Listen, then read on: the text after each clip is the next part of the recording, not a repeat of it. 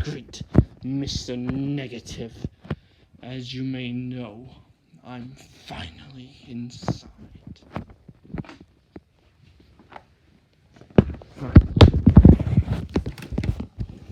Inside Mr. Positive's server. And, well, I'm not defeating it, but I will. But for now, it's time for a talk. SMG4. Yes. I know I've seen his other videos, but this time a little different. It's time we talk about a character. Which character, you may ask? Well, isn't it obvious? Meggy, dun dun dun. So yes, that's what we're going to talk about. As well as near the end of this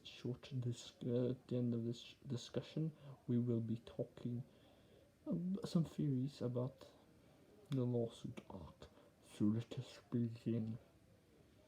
In 2016, because 17 is, I know it began, but let's sit to the stage.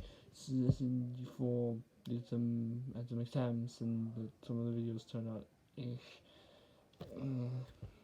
Bookings and Bob were introduced. They're great.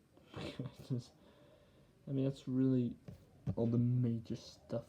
But it was during those periods where a lot of fans, as he said in this video, that they were like not liking that during them. And of course, when looking back, they're like, yeah, but back then when it was airing, it was like it's not as great as it came before.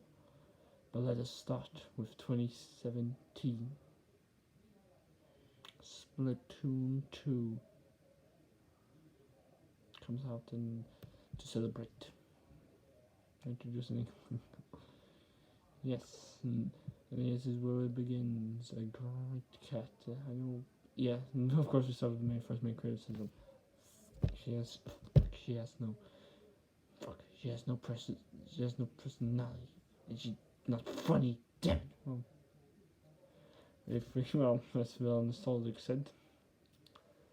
She's a great character just because and to be fair, she has funny interaction. She's a great character. During the Dream there's just a great, also more Nintendo IP. Before that, it was just Mario. No, I'm serious, it was just Mario. There was other video games, but Nintendo was just that. So it was a great introduction to that. So yeah, it was a great, great to introduce more. So yeah, that's what made me a great character. It was only amplified more of 2018. About all of the cat, about the more characters introduced, the story arcs and everything. She was just like fantastic animation. She's great. Warrior, which you'll see later, that doesn't really hold up.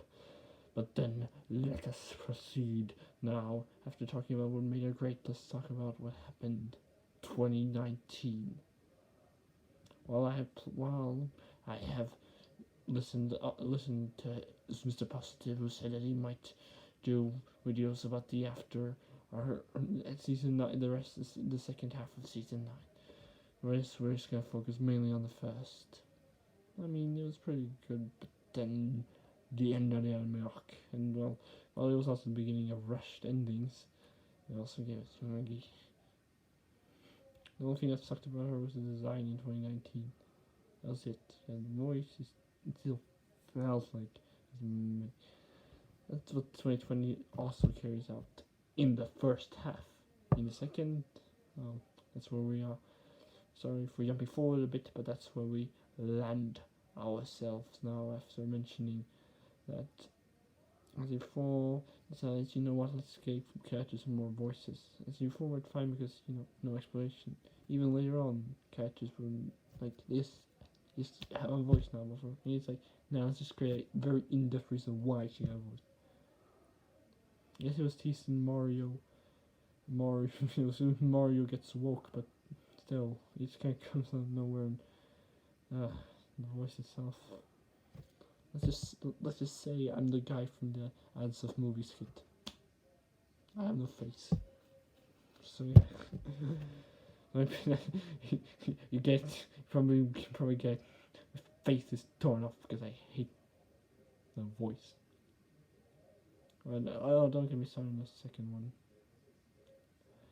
The problem with the first voice, it's annoying. And, oh my god, it's ending in inaccuracy. It's kind of frustrating. Like no lines on the left. The voice is irritating. They made the entire short. That sucks. Yes, I think it's like to Duolingo. There's nothing really memorable about it. It wasn't a great return as I hoped. This is meh. I was hoping for a greater SNG4 short. We haven't really had that. That was the latest one. But of course, let's move on to 2021 since that's basically all you can say. To the streams. So there's that one episode where after, well, we don't really need to talk about the Pursuit of Happiness. It was kind of terrible. Season 1 and 2 were fine, but man, there's just a lot of stuff. We also decided, Meggy's Destiny happened. What do we do with her now? Come on, I have no idea. Let's just give up. And give up they did, and just kind of ran with it. They just kind of let him have it. So yeah, they just kind of give her a bunch of odd jobs and such. Then we get to Sunset Paradise. I'll do a separate remake and say good concept, but like she's so unlikable. It's just easily I hate it. Alright, let's get back to the streams. In the Quest for RTX, they get a new the Quest for RTX, they get an RTX card and she gets upgraded. Stream time, they got off. I haven't finished one, but I finished the first one with the Q&A. It was 12 minutes. It was fine, but like, the rest too long. No funny content. They were deleted either for the copyright or actually, funny enough, they were murdered those ones because of the negative. Too much focus on it. Why do you focus on so much of it? So yeah, it's just essential. It's just essential. So yeah, let's get to 2022 now. Since I basically said Mario Does Things is a much better series, which I heard he's also gonna review. So let us finally end with 2022. What has happened? Well, not much really. Except in Do Not Enter, she gets a new voice, which now closely represents her line. It's still not good. I'm sorry. Yeah, sorry, it just isn't good.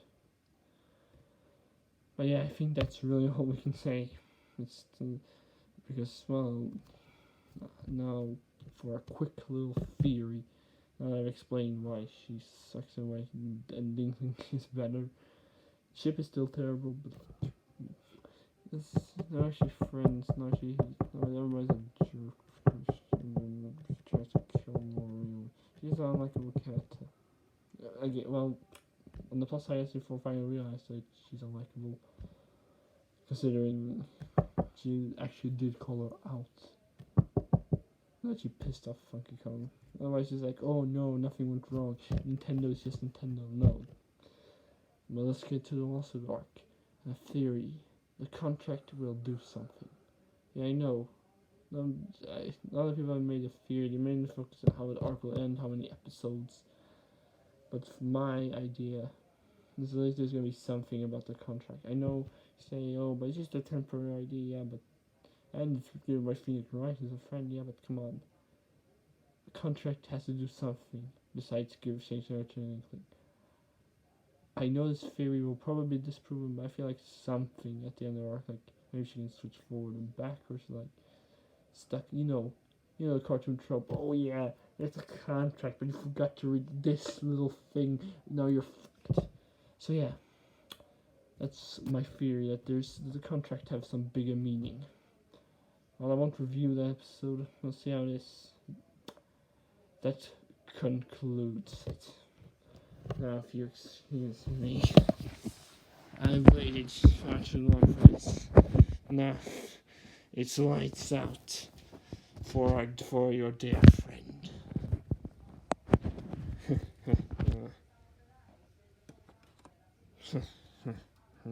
Goodbye. Miss Negative out.